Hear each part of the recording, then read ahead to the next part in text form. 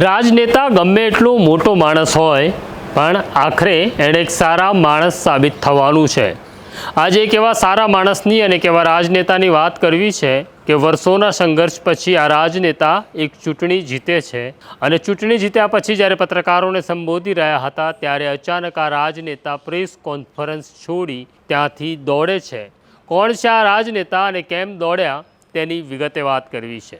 વૈષ્ણવજન તો તેને કહીએ જે પીડ પરાઈ જાનાને રે। નમસ્કાર, નવજીવન ન્યૂઝમાં તમારું સ્વાગત છે અને હું છું તમારો પ્રશાંત દયાળ। અમે પત્રકારત્વના વિદ્યાર્થીઓને કાયમ ભણાવીએ છીએ અને કહીએ છીએ કે તમે સારા પત્રકાર ન થાવ તો વાંધો નહીં, પણ સારા માણસ થજો, કારણ કે અત્યારે માણસાઈની તંગી છે। આપણી પાસે ઉત્તમ ડૉક્ટર છે, ઉત્તમ પત્રકાર છે, ઉત્તમ રાજનેતા છે, ઉત્તમ એન્જિનિયર છે, પણ સારો માણસ ક્યાં છે? વાત કરવી છે દેશના પ્રધાનમંત્રી નરેન્દ્ર મોદીની। નરેન્દ્ર મોદીનું નામ આજે વિશ્વ આખામાં ગુંજે છે અને આપણે નરેન્દ્ર મોદીને વિશ્વગુરુ પણ કહીએ છીએ। પણ વિશ્વગુરુ તો સારો હોવો જોઈએ, નેક હોવો જોઈએ, લોકોની ચિંતા કરનારો હોવો જોઈએ। થોડા સમય પહેલાંની ઘટના છે, તમને યાદ અપાવું છું કે પ્રધાનમંત્રી નરેન્દ્ર મોદી ગુજરાતના પ્રવાસે આવ્યા અને ભુજમાં તેમનો એક કાર્યક્રમ હતો અને તેઓ આ કાર્યક્રમમાં શિલાન્યાસ કરવાના હતા। ત્યારે પ્રધાનમંત્રીની સાથે ગુજરાતના મુખ્યમંત્રી ભૂપેન્દ્ર પટેલ હતા અને ત્યારે સામેની તરફ ગુજરાત પ્રદેશના નેતા સી.આર. પાટીલ ઊભા હતા।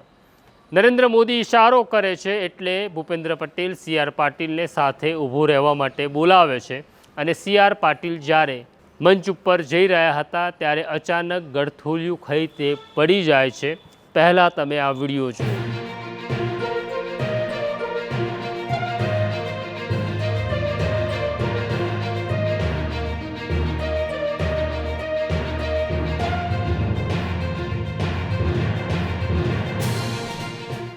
તમે આ વિડીયો જોયો હશે અને હવે હું તમને યાદ અપાવું કે નરેન્દ્ર મોદી ઊભા છે, ભૂપેન્દ્ર પટેલ ઊભા છે અને તેમની બાજુમાં ઊભા રહેવા માટે સી.આર. પાટીલ આવે છે ત્યારે અચાનક ગળથોલિયું ખાઈ જાય છે।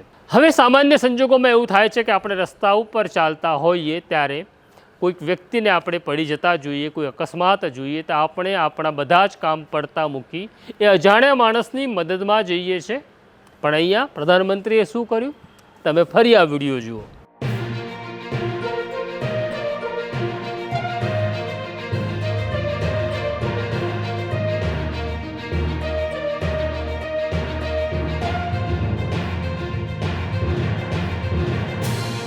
તમે આ વિડીયો જોયો જેમાં પ્રધાનમંત્રી ગુસ્સાથી સી.આર. પાટીલ સામે જુએ છે પણ સી.આર. પાટીલને ઊભો કરવાનો પ્રયત્ન કરતા નથી। પણ ત્યાં આગળ ભૂપેન્દ્રભાઈ ઊભા હતા। ભૂપેન્દ્રભાઈ તરત નીચે નમીને સી.આર. પાટીલનો હાથ પકડી તેમને ઊભા થવામાં મદદ કરે છે। રાજનેતાનું આ કામ છે કે પડતા માણસને ઊભો કરવાનું। પણ નરેન્દ્રભાઈને ત્યારે ગુસ્સો આવ્યો, કેમ તો એમની ફોટો ફ્રેમ બગડી। પણ એવા રાજનેતાઓ પણ છે જે હજી ધરતી ઉપર ચાલતા શીખ્યા છે પણ તેમની અંદરનો માણસ જીવે છે। હું વાત કરી રહ્યો છું ગોપાલ ઇટાલિયાની। ગોપાલ ઇટાલિયા 2022માં સુરતના કતારગામથી ચૂંટણી લડે છે, હારે છે અને છતાં પણ લોકોની વચ્ચે રહી લોકોનો અવાજ બને છે। વિસાવદરની ચૂંટણી પહેલાં તે 3 મહિનાથી ત્યાં ધામા નાખે છે। આમ આદમી પાર્ટીના તેઓ ઉમેદવાર હતા અને તેઓ ચૂંટણી જીતે છે અને જીત્યા પછી તેઓ પહેલી પત્રકાર પરિષદ કરી રહ્યા હતા। આ વિડીયો પણ તમે જોઈ લો।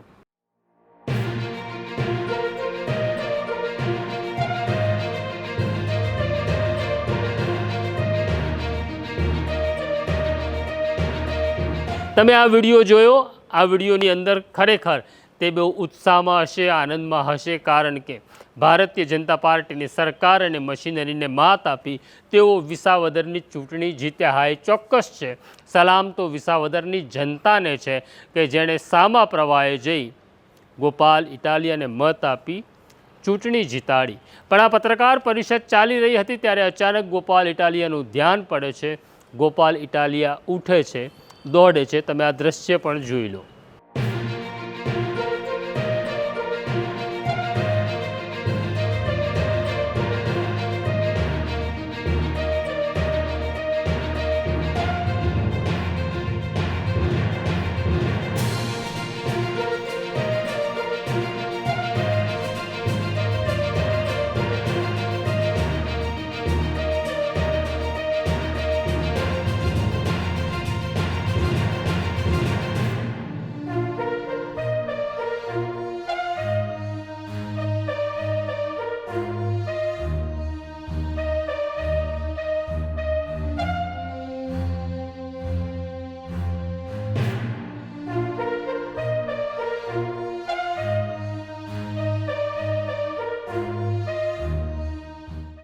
તમે આ દ્રશ્યો જોયું, તમને થયું હશે કે કેમ ગોપાલ ઇટાલિયા પ્રેસ કોન્ફરન્સ છોડીને ઉઠ્યા અને દોડ્યા. તો તેનું કારણ એવું હતું કે ત્યાં આગળ એક કેમેરામેન હતો જે આખો દિવસ દોડાદોડી કરી રહ્યો હતો, આખી ઘટનાને પોતાના કેમેરામાં કેદ કરી રહ્યો હતો. તેના કારણે અચાનક તે ઢળી પડે છે, બેભાન થાય છે અને ગોપાલ ઇટાલિયાને ખબર છે કે મારી અગ્રતા, મારી પ્રાયોરિટી માણસ છે અને એટલે તે પત્રકાર પરિષદ છોડી પેલું કેમેરામેન જે ઢળી પડ્યો હતો તેની મદદમાં જાય છે. 108ને બોલાવવામાં આવે છે અને પછી એ કેમેરામેનને હોસ્પિટલ લઈ જવામાં આવે છે. આ ઘટના તમને એટલા માટે યાદ દેવડાવું છું. આ ઘટના માત્ર ગોપાલ ઇટાલિયા કે નરેન્દ્ર મોદી પૂરતી સીમિત નથી. આ તમારા ને મારા માટે પણ એટલી જ લાગુ પડે છે. આપણે ગમે એટલા મોટા માણસ હોઈએ, આપણે ગમે એટલા મોટા પત્રકાર હોઈએ, આપણે ઉદ્યોગપતિ હોઈએ કે આપણે શ્રીમંત હોઈએ, પણ આપણી અંદરનો પેલો માણસ જીવવો જોઈએ. જો એ મરી ગયો ને તો જીવતા જીવ આપણું મોત આવશે. આપણે જન્મ્યા છીએ જેટલા માટે કે લોકોના જીવનમાં સારું થાય, તો આપણે બધાએ સામૂહિક પ્રયત્ન કરવાનો છે, આપણી અંદર રહેલા માણસને જીવાડવાનો.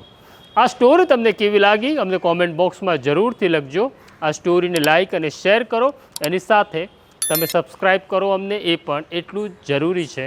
અત્યારે મને અને મારા સાથી જયંત દાફડાને રજા આપો. નમસ્કાર. વૈષ્ણવજન તો તેને કહીએ જે પીડ પરા